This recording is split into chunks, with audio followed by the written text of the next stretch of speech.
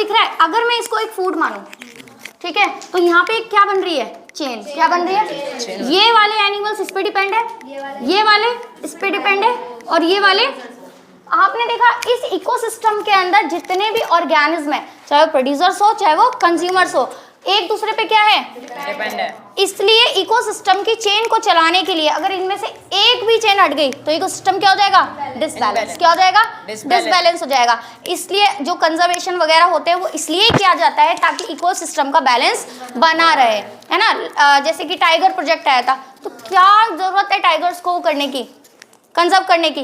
क्योंकि इकोसिस्टम के अंदर सब कुछ क्या चल रहा है? इंटरडिपेंडेंसी पे चल रहा है। सब लोग एक दूसरे पे क्या है? इंटरडिपेंडेंट। इवन प्लांट्स हम पे डिपेंडेंट है, हम लोग प्लांट्स पे डिपेंडेंट है, बहुत सारे एनिमल्स भी हम पे डिपेंडेंट है। बिकॉज यहाँ से कॉन्सेप्ट आता है फूड चेन का। अगर मैं आपको एक एग्जाम्पल दूं फूड चेन का, जैसे मान लो ग्रास है, ठीक है, ग्रास को कौन खाएगा? या तो काऊ या तो डियर।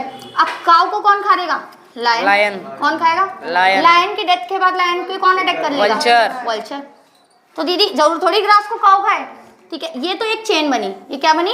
ये है फूड चेन।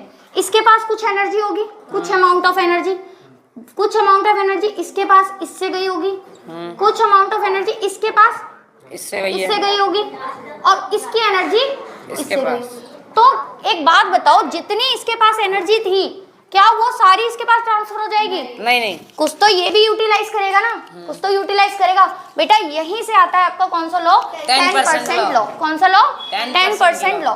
10% लॉ ये कहता है कि हर ट्रॉपिक लेवल के अंदर सिर्फ कितनी एनर्जी ट्रांसफर होती है दूसरे ट्रॉपिक लेवल तक? 10%। कितनी एनर्जी होती है? 10%।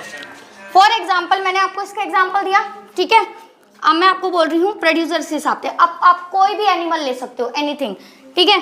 प्रोड्यूसर्स है, फिर कौन आते हैं? प्राइमरी कंज्यूमर्स, ठीक है। फिर कौन आते हैं? Secondary consumers. फिर कौन आते हैं? Tertiary consumers. फॉर एग्जाम्पल इसके पास थी 10,000 जूल की एनर्जी। कितनी एनर्जी थी? 10,000 जूल। कुछ तो ये भी अपने पास रखेगा यूटिलाइजेशन के लिए, है ना। उसने कुछ यूज कर ली, आगे फिर वो कितनी ट्रांसफर करेगा? कितनी ट्रांसफर करेगा? 10%। मतलब जो इसके पास से एनर्जी जाएगी इसके पास, वो सिर्फ इसका कितना होगी?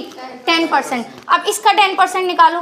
10% ऑफ 10,000 जूल। 10% कैसे निकालते हो? ऐसे, ठीक है। 2 0 से 2 0 कट। कितना हुआ? कितना बचा? 1000। कितना हुआ? 1000।